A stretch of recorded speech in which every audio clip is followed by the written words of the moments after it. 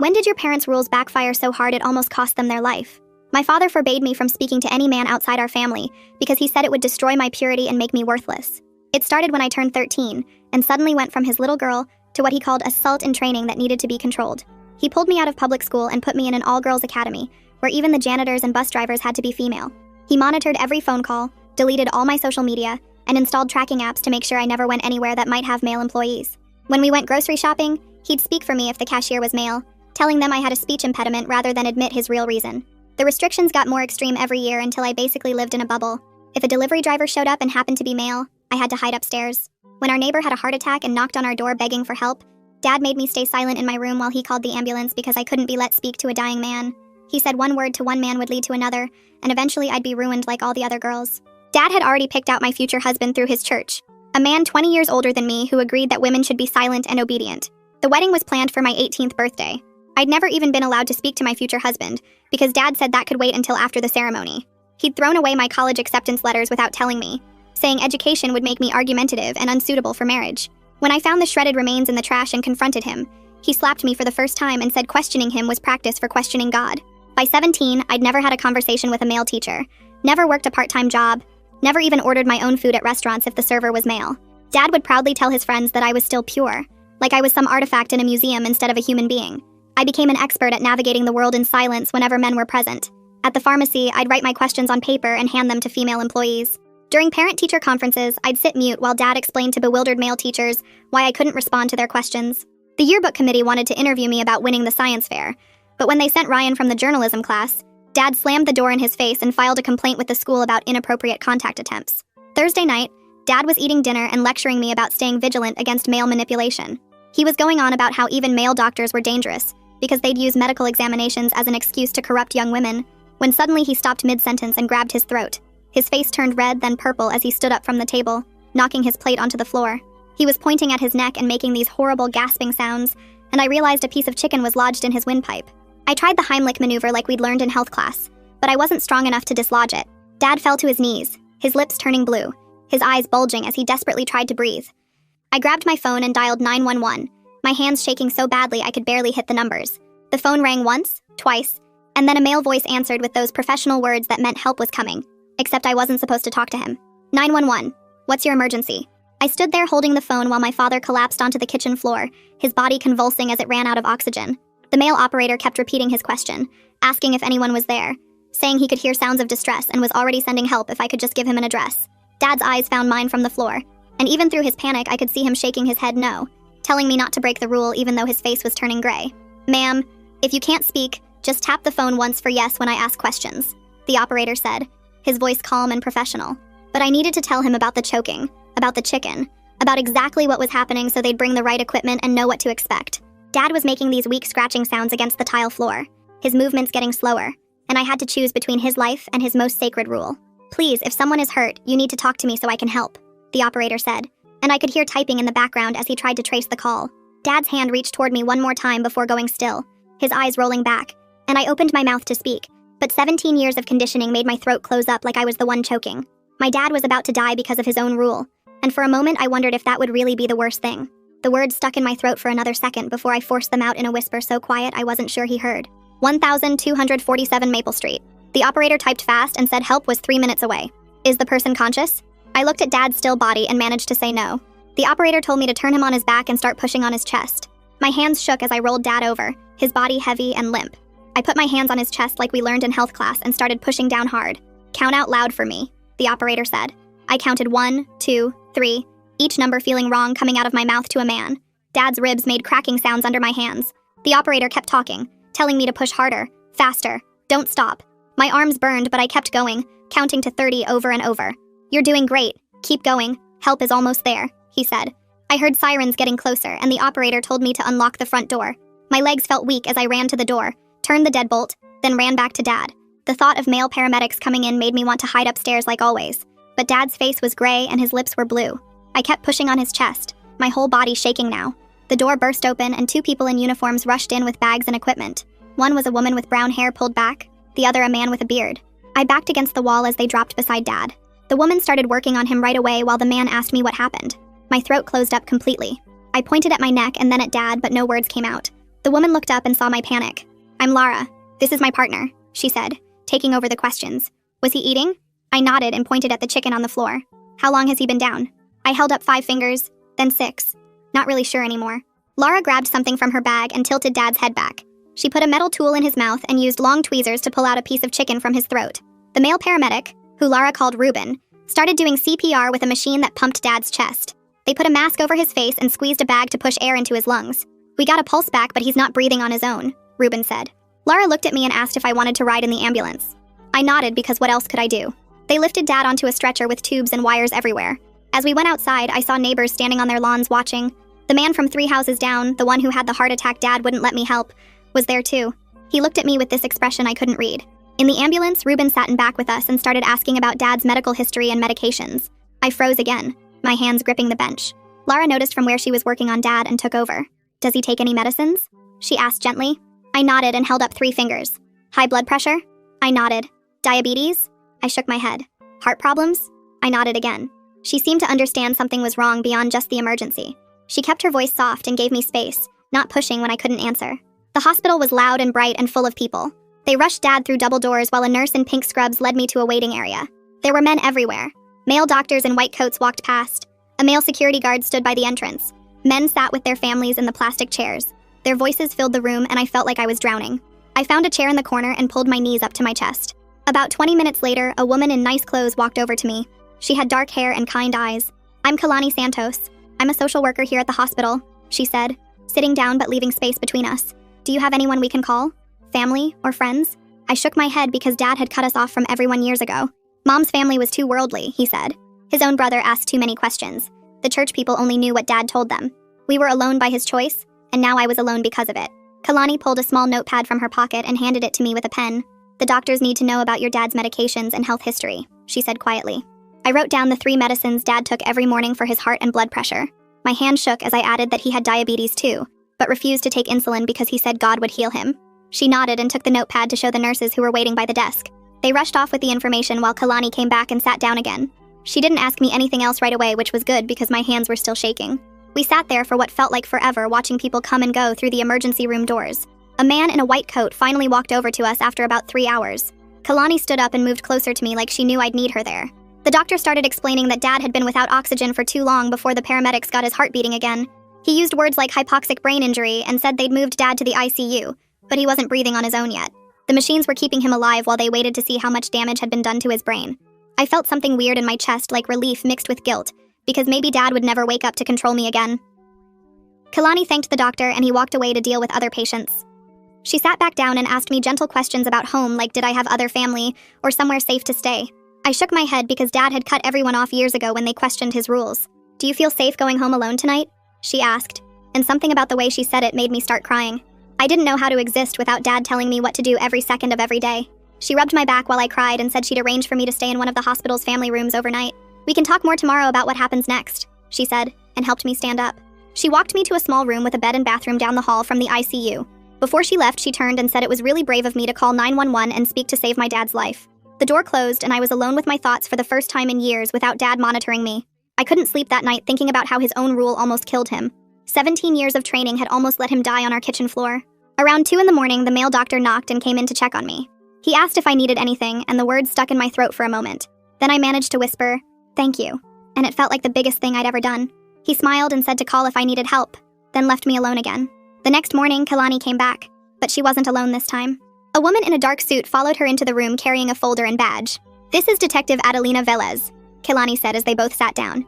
Adelina explained she worked with cases involving controlling family situations and needed to ask me some questions. She was patient when I had to write some answers instead of speaking them out loud. She asked about the rules and restrictions and how long they'd been going on. I told her about the all-girls school and hiding from delivery drivers and not being allowed to speak to men. Her face got more serious with each thing I shared, and she kept making notes in her folder. She showed me pamphlets about different kinds of abuse and pointed out that what I'd lived through wasn't normal or okay. Adelina explained that since Dad couldn't make decisions right now because of his condition, the state had to figure out guardianship. I was 17, which made things complicated because I wasn't quite an adult yet. She mentioned that Dad had paperwork naming a church elder as backup guardian, but that man was investigated for his own problems. Right then we heard shouting in the hallway, and a man burst through the door before security could stop him. It was Elder Matthews from Dad's church, and his face was red with anger. "This girl needs to come with me immediately," he said, grabbing for my arm. Adelina stood up fast and got between us while calling for security on her radio. Elder Matthews kept yelling that Dad would want me to maintain my purity until the wedding could happen. He said I was promised to Brother Joseph and the ceremony would proceed as planned on my 18th birthday. 2 security guards rushed in and grabbed his arms when he tried to push past Adelina to get to me. They dragged him out while he screamed about sin and corruption and how I was poisoned by worldly influences. Adelina made notes about filing for an emergency restraining order to keep him away from me. Kalani had her hand on my shoulder the whole time, and I realized I was shaking again.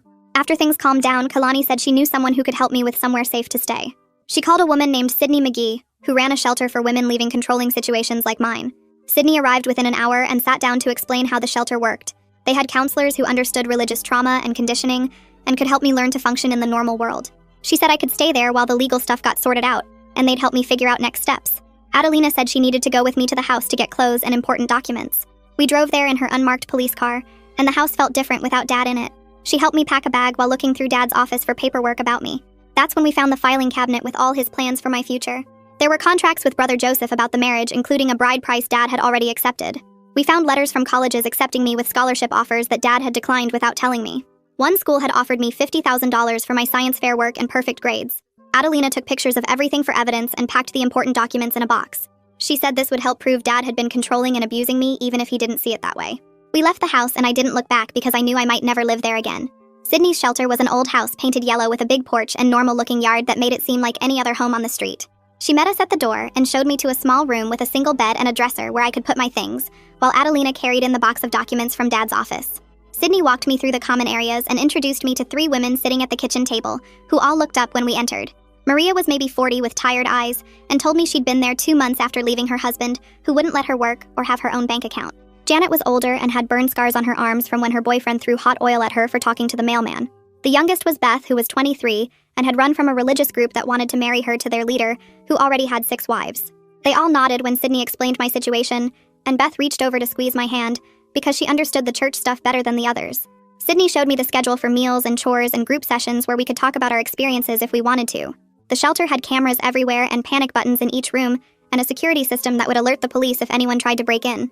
That first night, I barely slept because every sound made me think Dad had somehow gotten out of the hospital to drag me home.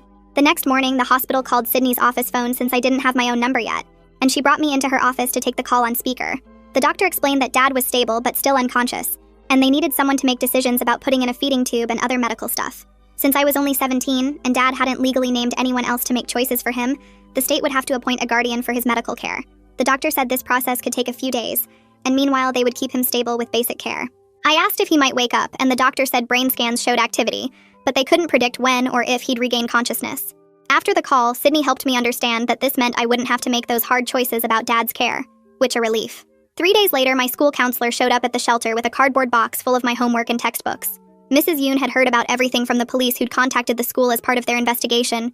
She spread out college brochures on Sydney's desk and explained that several schools had special programs for students who'd experienced trauma or left controlling families. The applications were due in 3 weeks for spring semester, but she said she'd help me with the essays and getting my transcripts sent. She'd brought the acceptance letters from last year that she'd kept copies of in her files, including the one with the $50,000 scholarship for science. Mrs. Yoon said that money was probably still available if we contacted them to explain what happened with Dad hiding the letters. Detective Velez came by that afternoon with updates about the church investigation that my case had triggered. She sat with Sydney and me in the office and pulled out her notebook full of notes from interviews she'd been conducting. 3 other families at Dad's church had similar situations with daughters being controlled and marriages being arranged to older men in the congregation. One girl was only 15, and her wedding was planned for next month to a man who was 38. Another family had pulled their daughter out of school completely, and she hadn't been seen in public for 6 months. The detective said my 911 call and Dad's condition gave them probable cause to investigate the whole church, and they'd found financial records showing money changing hands for these marriages. The church elders were calling them dowries, but the detective said it looked more like human trafficking. She needed me to write down everything I remembered about the plans Dad made with the church about my marriage. 2 days after that, Sydney introduced me to a therapist named Dr. Kim, who specialized in helping people who'd been controlled by religious groups. We met in a small room at the shelter that had soft chairs and a white noise machine by the door for privacy. Dr. Kim explained we'd start really slow with exposure therapy to help me get comfortable talking to men again. The shelter had a male janitor named Carl, who came 3 times a week, and she wanted me to practice just being in the same room as him at first. The next week, Carl was mopping the hallway and Dr. Kim stood with me at the end of the corridor while my whole body shook just from seeing him there. She had me take deep breaths and reminded me that Carl was just doing his job and had no interest in talking to me. After a few minutes, I could walk past him to get to my room, though my heart was pounding the whole time. The session after that, she had Carl say good morning to me when I walked by, and I was supposed to nod back. It took 3 tries before I could make myself look at him and nod, and afterwards I threw up in the bathroom from anxiety. Dr. Kim said this was normal, and my body was reacting to 17 years of conditioning that would take time to overcome. 2 weeks after Dad went into the hospital, Sydney got a call that he was showing signs of waking up. The doctor said he was moving his eyes to track people and squeezing his hand when asked, but he couldn't talk or move much else. They moved him from intensive care to a regular room and started planning for long-term rehabilitation. The social worker at the hospital called to say Dad would never be able to live alone again and would need either a nursing home or full-time care. The state had appointed a guardian to make these decisions since Dad had no family besides me and I was still a minor. Sydney warned me that Dad might try to contact me once he could communicate better, and we should be prepared. Sure enough, 3 days later, Sydney got a call from someone at Dad's church saying Elder Matthews wanted to talk to me about the wedding plans. The man on the phone said it was my duty to honor the agreement Dad had made since that's what God wanted for my life. Sydney told him I wasn't available and hung up. But then we got calls from 3 other church members over the next 2 days, all saying the same thing. Letters started arriving at the shelter addressed to me talking about my obligations and how I was bringing shame on my family by hiding from my responsibilities. Sydney helped me file paperwork for an emergency protective order to stop the harassment. The court date was set for the following week, and I'd have to testify about why I needed protection from the church elder. The thought of talking in court made me sick, but Sydney said she'd be there with me, and we could ask for accommodations. The morning of the hearing, I put on the most conservative outfit I had, and Sydney drove me to the courthouse. The courtroom was smaller than I expected, with wood paneling and flags in the corner. Elder Matthews was there with a lawyer, and he kept staring at me like I was some kind of traitor. The judge was an older man with gray hair and glasses who looked tired already at 9 in the morning. When it was my turn to testify, I had to walk up to a chair next to the judge and promise to tell the truth. My voice came out as barely a whisper when I said yes, and the judge asked me to speak louder. I started explaining about Dad's rules and how I'd never been allowed to talk to men, and my voice shook so bad I had to stop and start over twice. The judge was patient and told me to take my time. I told him about the arranged marriage and how I was supposed to marry someone I'd never even met on my 18th birthday. I explained about the church elder trying to contact me through other people, and the letters saying I had to honor Dad's agreement even though Dad couldn't even talk anymore. Elder Matthews' lawyer tried to argue that this was a religious matter, and the court shouldn't interfere, but the judge cut him off. The judge asked me directly if I wanted to marry the man Dad had chosen, and I managed to say no loud enough for the court reporter to hear. He granted the protective order for 1 year, and said Elder Matthews couldn't contact me directly, or through third parties, or come within 500 feet of me. The judge added that what he'd heard was deeply troubling, and he'd be forwarding his concerns to the district attorney's office. As we left the courthouse, Adelina was waiting in the hallway, and pulled Sydney and me aside. She had news about the man Dad had arranged for me to marry. Brother Joseph had been arrested 2 states over on charges involving another minor from a different church. The police found evidence he'd been doing this for years, moving between religious communities and targeting families with young daughters. When Adelina showed me his mugshot, I ran to the bathroom and threw up everything in my stomach. This was who Dad was going to give me to in 3 months when I turned 18. Sydney drove me back to the shelter after the courthouse, and said there was a support group meeting that afternoon for girls from controlling families. The meeting room had 8 chairs in a circle, and 5 other girls already sitting when I walked in, all of them between 14 and 19, and I could see the same scared look in their eyes that I saw in my mirror every morning. The group leader was a woman named Maria, who'd escaped her own controlling father 20 years ago, and now helped other girls learn how to function in the normal world. She had us start with something simple, going around the circle and saying our names, and one thing we wanted to learn, and when it was my turn, I whispered that I wanted to learn how to order food from male servers without panicking. The girl next to me nodded and said she had the same problem, and Maria said we'd practice that today by walking to the diner down the street together. My hands started shaking at the thought, but the other girls said they'd be right there with me, and we walked as a group to the small restaurant where Maria had already called ahead to explain our situation. The server was a young guy, maybe 20 years old, who smiled and asked what we wanted to drink, and I froze completely while the other girls ordered water and soda. Maria touched my arm gently and reminded me to breathe, then asked if I could point to what I wanted on the menu, and I managed to tap the lemonade option with my finger. The server said no problem and wrote it down without making me feel weird about not talking, and by the time our food came, I managed to whisper, "Thank you," when he set down my sandwich. Back at the shelter, my phone rang, and it was Kalani calling from the hospital to tell me Dad was getting better and starting to understand what was happening around him. She said he'd been asking where I was and got really upset when the nurses said I wasn't there, trying to pull out his breathing tube and demanding to see me until they had to give him medicine to calm him down. 3 weeks had passed since that night with the chicken, and my school counselor came to the shelter with a stack of college applications and brochures. She spread them out on the table, and we looked at schools that were at least 200 miles away so the church people couldn't easily find me, but not so far that I'd feel completely lost. We focused on places with good support systems, and she helped me write essays about overcoming challenges without mentioning the specific details that might identify Dad or the church. Sydney sat with me the next day to fill out financial aid forms and explained that Dad had hidden scholarship money from me that we might be able to get back. She made phone calls to 3 organizations and found out that one of them, a science scholarship worth $8,000, had kept the money in a special account when they couldn't confirm I'd actually turned it down. The paperwork took forever, but Sydney knew exactly what to write and helped me understand terms like disbursement and enrollment verification that I'd never heard before.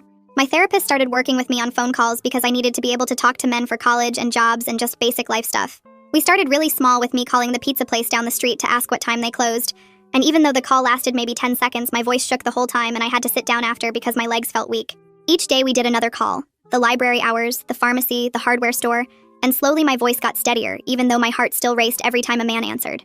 Detective Velez came to the shelter with updates about the church investigation and told me they'd found evidence of major financial crimes and tax fraud going back years. The elder who'd tried to get custody of me was now facing federal charges that would probably mean prison time. And she said the FBI was involved because some of the money had crossed state lines.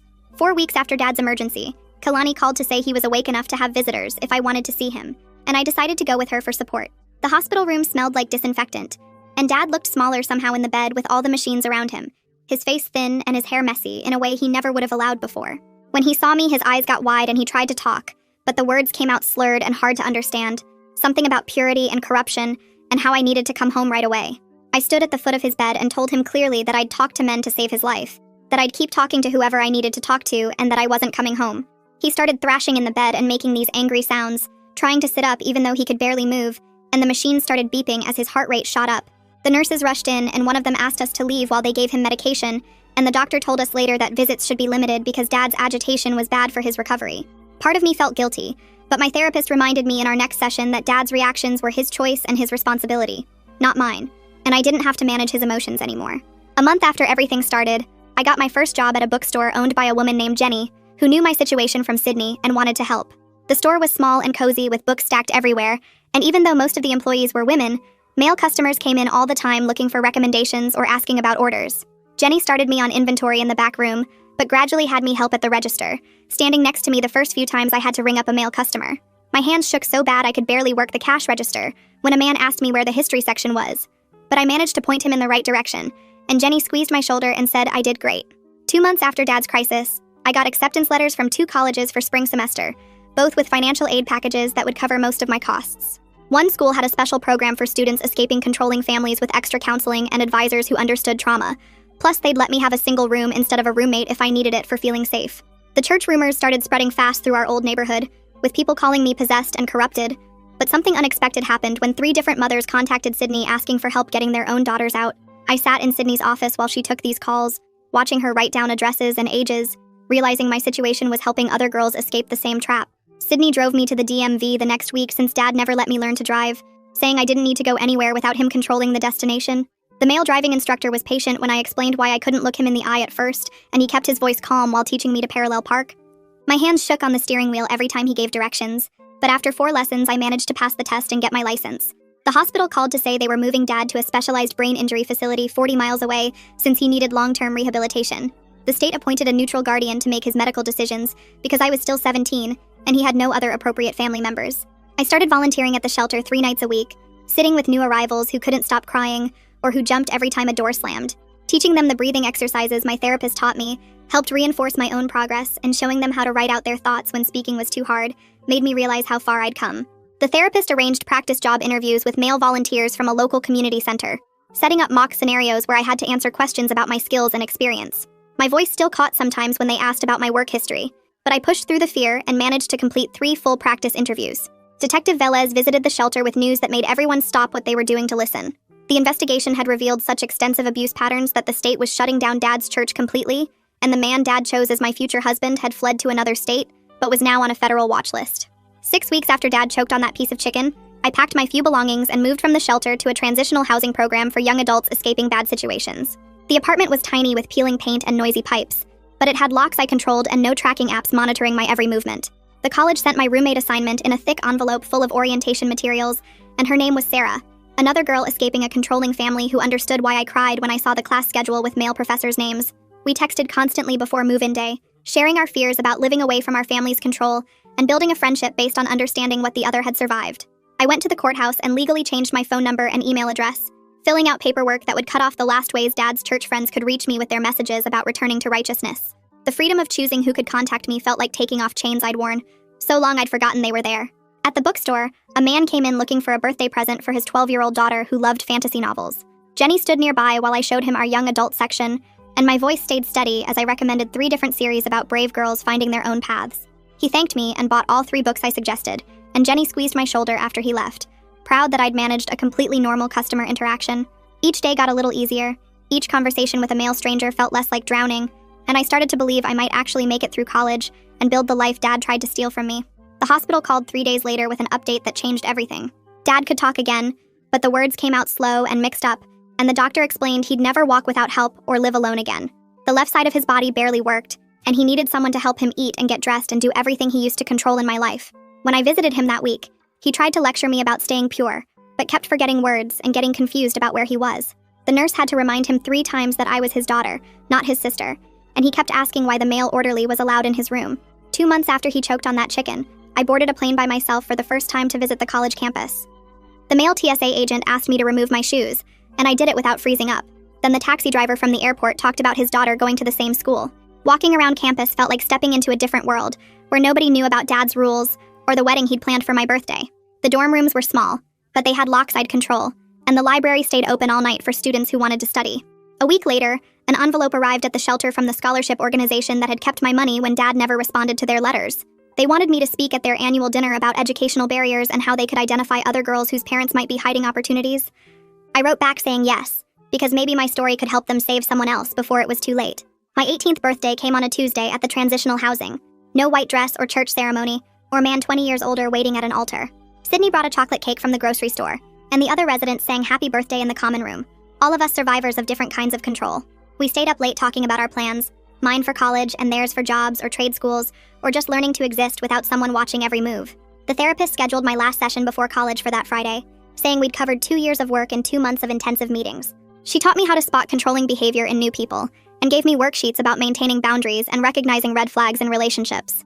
I practiced saying no to different scenarios she acted out, my voice getting stronger each time I refused something that didn't feel right. Packing for college felt like planning an escape all over again, except this time it was legal and celebrated. I bought jeans that actually fit instead of the long skirts Dad demanded, and tank tops that showed my shoulders and a laptop without any tracking software. Each piece of clothing I folded into the suitcase was something Dad would have burned if he'd found it in my closet 6 months ago. The bookstore let me pick out novels he'd called gateway drugs to sin, stories about women who made their own choices and didn't apologize for existing. Freshman orientation started with all the new students split into discussion groups, and mine had 4 girls and 5 guys talking about what we wanted to study. When my turn came, I told them about wanting to major in psychology, to understand how people get trapped in controlling situations and how to help them escape. One guy asked about my interest in that specific area, and I gave him a real answer, not silence or looking at the floor. The girl next to me mentioned her dad was super strict too, and we exchanged numbers to get coffee later. By December, I was writing my name on final exams in classes Dad never wanted me to take.